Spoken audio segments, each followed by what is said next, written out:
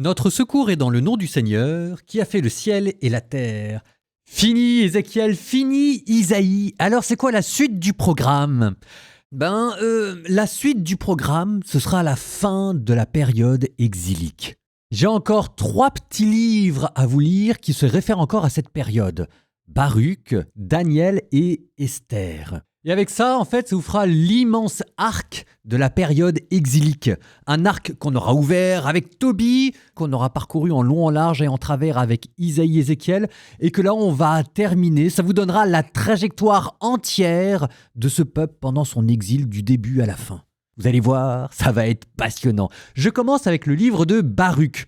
Baruch, si jamais je pouvais dire, ce serait quand il n'y en a plus, il y en a encore, Jérémie, suite et fin. En fait, une manière de retourner au prophète Jérémie. Baruch, souvenez-vous, c'était son secrétaire. Ah bah si, quand même, souvenez-vous, Baruch, on a vu que c'était le secrétaire de Jérémie, que c'était lui que Jérémie envoyait au feu pour dénoncer l'injustice dans le temple de Jérusalem. Bon, et Baruch, il s'est dit, marre d'être le secrétaire de Jérémie, je vais écrire mon petit livre. Ça vous donne le livre de Baruch qu'on va lire aujourd'hui. Bon, sauf qu'en même temps, je dis ça, mais on a quand même un petit problème avec ce livre-là. On n'est pas sûr qu'il ait été écrit vraiment en fait par Baruch. On a un petit problème de cohérence chronologique. Là, vous allez voir tout de suite, dans le premier verset, on va vous dire que Baruch est parti à Babylone, alors que, de source sûre, dans Jérémie, Baruch est jamais parti à Babylone. Bon, c'est pas très grave, hein. On prête qu'aux riches. En tout cas, ça vous explique pourquoi est-ce que je le mets après Jérémie, après Isaïe, après Ézéchiel.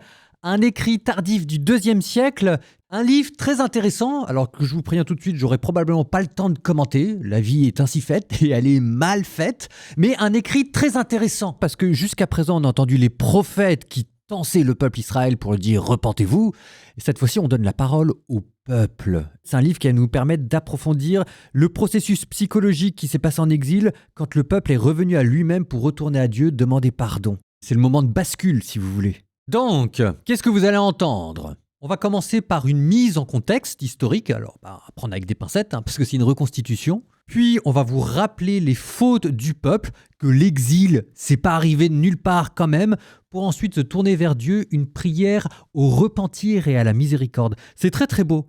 Baruch chapitre 1 jusqu'au début du chapitre 3. Voici les paroles du document que Baruch, fils de Nérias, fils de Maasaïa, fils de Sédécias, fils d'Azadias, fils de Helkias, écrivit à Babylone, la 5e année, le 7e jour du mois, à l'époque même où les Chaldéens avaient pris Jérusalem et l'avaient livré au feu. Baruch donna lecture de ce document en présence de Jéconias, fils de Joachim, roi de Juda, et de tout le peuple venu pour entendre le livre, en présence des notables et des fils des rois, en présence des anciens et de tout le peuple, du plus petit jusqu'au plus grand, tous ceux qui résidaient à Babylone au bord de la rivière Soude. On pleurait, on jeûnait et on priait devant le Seigneur. On récolta de l'argent selon les possibilités de chacun, et on l'envoya à Jérusalem au prêtre Joachim, fils de Helkias, fils de Shalom, ainsi qu'aux autres prêtres et à tout le peuple, ceux qui se trouvaient avec lui à Jérusalem. Joachim, en effet, avait récupéré les objets de la maison du Seigneur, enlevés du temple, pour les rapporter au pays de Juda, le 10e jour du mois nommé Siwan. C'étaient les objets d'argent fabriqués sur l'ordre de Sédécias, fils de Josias, roi de Juda, après que Nabuchodonosor, roi de Babylone, eut déporté Jéconias, les princes, les forgerons, les notables et le peuple du pays de Jérusalem à Babylone. Ils dirent : « Voici que nous vous envoyons de l'argent. Avec cette somme, achetez-vous de quoi faire des holocaustes et des sacrifices pour le péché. Achetez de l'encens, préparez des offrandes que vous déposerez sur l'autel du Seigneur notre Dieu. Priez pour la vie de Nabuchodonosor, roi de Babylone, et pour celle de son fils Balthasar, afin que leur jour se prolonge aussi longtemps que le ciel demeurera au-dessus de la terre. Alors le Seigneur nous donnera la force et illuminera nos yeux. Nous vivrons sous la protection de Nabuchodonosor, roi de Babylone, et de son fils Balthasar. Nous les servirons durant de nombreux jours et nous trouverons grâce devant eux. Priez aussi pour nous, le Seigneur notre Dieu, car nous avons péché contre le Seigneur notre Dieu, et jusqu'à ce jour, La fureur et la colère du Seigneur ne se sont pas détournées de nous. Vous lirez ce document que nous vous envoyons pour le proclamer dans la maison du Seigneur au jour de la fête et aux jours appropriés, et vous direz « Au Seigneur notre Dieu appartient la justice, et à nous la honte sur le visage comme on le voit aujourd'hui. Honte pour l'homme de Juda et les habitants de Jérusalem, pour nos rois et nos chefs, pour nos prêtres, nos prophètes et nos pères. Oui, nous avons péché contre le Seigneur. Nous lui avons désobéi. Nous n'avons pas écouté la voix du Seigneur notre Dieu, qui nous disait de suivre les préceptes que le Seigneur nous avait mis sous les yeux. Depuis le jour où le Seigneur a fait sortir nos pères du pays d'Égypte jusqu'à ce jour, nous n'avons pas cessé de désobéir au Seigneur notre Dieu. Dans notre légèreté, nous n'avons pas écouté sa voix. Aussi, comme on le voit aujourd'hui, le malheur s'est attaché à nous, avec la malédiction que le Seigneur avait fait prononcer par son serviteur Moïse au jour où il a fait sortir nos pères du pays d'Égypte pour nous donner une terre ruisselant de lait et de miel. Nous n'avons pas écouté la voix du Seigneur notre Dieu à travers toutes les paroles des prophètes qu'il nous envoyait. Chacun de nous, selon la pensée de son cœur mauvais, est allé servir d'autres dieux et faire ce qui est mal aux yeux du Seigneur notre Dieu. Le Seigneur a donc accompli la parole qu'il avait prononcée contre nous, contre nos juges qui gouvernèrent Israël, contre nos rois et nos chefs, contre les gens d'Israël et de Juda. Sous l'immensité du ciel, il ne se produisit jamais rien de semblable à ce que le Seigneur fit advenir à Jérusalem, conformément à ce qui est écrit dans la loi du Seigneur, à savoir que nous mangerions l'un la chair de son fils, l'autre la chair de sa fille. Et le Seigneur a livré nos pères aux mains de tous les royaumes d'alentour, à l'outrage et à la désolation parmi tous les peuples d'alentour, où il les a dispersés. Ils ont été soumis au lieu de dominer, car nous avons péché contre le Seigneur notre Dieu en n'écoutant pas sa voix.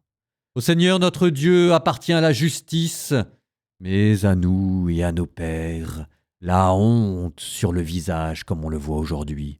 Ces malheurs que le Seigneur avait prononcés contre nous se sont tous abattus sur nous. Nous n'avons pas apaisé la face du Seigneur. Nous ne nous sommes pas détournés chacun des pensées de son cœur mauvais. Aussi, dans sa vigilance, le Seigneur a déclenché contre nous ces malheurs. Oui, il est juste, le Seigneur, en tout ce qu'il nous a commandé de faire, mais nous n'avons pas écouté sa voix qui nous disait de suivre les préceptes que le Seigneur nous avait mis sous les yeux. Et maintenant, Seigneur Dieu d'Israël, écoute. Toi qui as fait sortir ton peuple du pays d'Égypte par la force de tes mains, avec signes et prodiges, par ta grande puissance et la vigueur de ton bras, toi qui t'es fait un nom comme on le voit aujourd'hui, nous avons péché. Nous avons été impies, nous avons été injustes, Seigneur notre Dieu, en raison de tous tes jugements, que ta fureur se détourne de nous, car nous ne sommes plus qu'un tout petit nombre parmi les nations où tu nous as dispersés. Entends, Seigneur, notre prière et notre supplication. Délivre-nous à cause de toi-même, fais-nous trouver grâce devant ceux qui nous ont déportés, afin que la terre entière sache que tu es Seigneur, notre Dieu, puisque ton nom a été invoqué sur Israël et sur sa descendance. Regarde, Seigneur, du haut de ta demeure sainte, et pense à nous. Incline ton oreille, Seigneur, écoute, ouvre les yeux, Seigneur, et vois, car ce ne sont pas les défunts dans le séjour des morts, eux dont le souffle est enlevé des entrailles, qui rendront gloire et justice au Seigneur, mais l'âme comblée de tristesse, l'homme qui marche courbé et sans force, les yeux défaillants et l'âme affamée, ceux-là te rendront gloire et justice, Seigneur. Non, ce n'est pas à cause des actions justes de nos pères et de nos rois que nous déposons notre supplique devant ta face, Seigneur notre Dieu, car tu as déchaîné sur nous ta fureur et ta colère, comme tu l'avais déclaré par tes serviteurs les prophètes, lorsque tu disais « Ainsi parle le Seigneur, courbez les épaules et servez le roi de Babylone, alors vous resterez dans le pays que j'ai donné à vos pères. Mais si vous n'écoutez pas l'appel du Seigneur à servir le roi de Babylone, je ferai cesser dans les villes de Juda et dans les rues de Jérusalem le chant d'allégresse et le chant de joie, le chant de l'époux et le chant de l'épouse. Tout le pays sera désolé, vidé de ses habitants. Or, nous n'avons pas écouté ton appel à servir le roi de Babylone, et tu as accompli les paroles que tu avais prononcées par tes serviteurs, les prophètes, à savoir que les ossements de nos rois et de nos pères seraient arrachés à leur tombeau. Et voici qu'ils furent jetés dehors, à la brûlure du jour et au gel de la nuit. Nos rois et nos pères sont morts dans de cruelles souffrances par la famine, l'épée et l'exil. Tu as établi la maison sur laquelle tu as invoqué ton nom, comme elle est en ce jour à cause de la méchanceté de la maison d'Israël et de la maison de Juda. Tu as agi envers nous selon ton entière bienveillance et ton immense tendresse, Seigneur notre Dieu, comme tu l'avais déclaré par ton serviteur Moïse, le jour où tu lui ordonnas de mettre par écrit ta loi en présence des fils d'Israël, en disant « Vraiment, si vous n'écoutez pas ma voix, cette immense multitude elle-même sera réduite à un petit nombre parmi les nations où je les disperserai. Oui, je sais bien qu'ils ne m'écouteront pas, car c'est un peuple à la nuque raide. Mais dans le pays de leur exil, ils rentreront en eux-mêmes, et ils sauront que moi, je suis le Seigneur leur Dieu.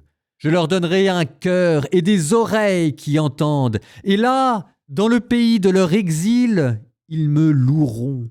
Ils se souviendront de mon nom.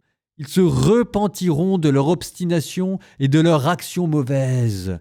Au souvenir du destin de leur père qui avait péché devant le Seigneur, alors je les ferai revenir dans le lieu que j'ai promis par serment à leur père Abraham, Isaac et Jacob, et ils y seront maîtres. Je les multiplierai, ils ne diminueront plus. J'établirai pour eux une alliance éternelle, je serai leur Dieu, et eux ils seront mon peuple. Jamais plus je ne déplacerai mon peuple Israël loin du pays que je leur ai donné. Seigneur, souverain de l'univers, Dieu d'Israël, une âme angoissée, un esprit découragé crie vers toi. Écoute, Seigneur, et prends pitié, car nous avons péché contre toi. Toi, en effet, tu demeures à jamais, nous sommes à jamais perdus. Seigneur souverain d'Israël, Dieu d'Israël, écoute donc la prière des morts d'Israël, des fils de ceux qui ont péché contre toi, qui n'ont pas écouté la voix du Seigneur leur Dieu, de sorte que les malheurs se sont attachés à nous. Ne te souviens pas des injustices de nos pères, mais souviens-toi en cette heure de ta main et de ton nom. Car tu es le Seigneur notre Dieu, et nous voulons te louer, Seigneur. Oui, c'est pour cela que tu as mis ta crainte en notre cœur, pour que nous invoquions ton nom. Et nous voulons te louer en notre exil, puisque nous avons détourné de notre cœur toute l'injustice de nos pères qui ont péché contre toi. Nous voici aujourd'hui dans cet exil où tu nous as dispersés pour y être objet d'outrage et de malédiction, et pour notre amendement après toutes les fautes de nos pères qui s'étaient éloignés du Seigneur notre Dieu.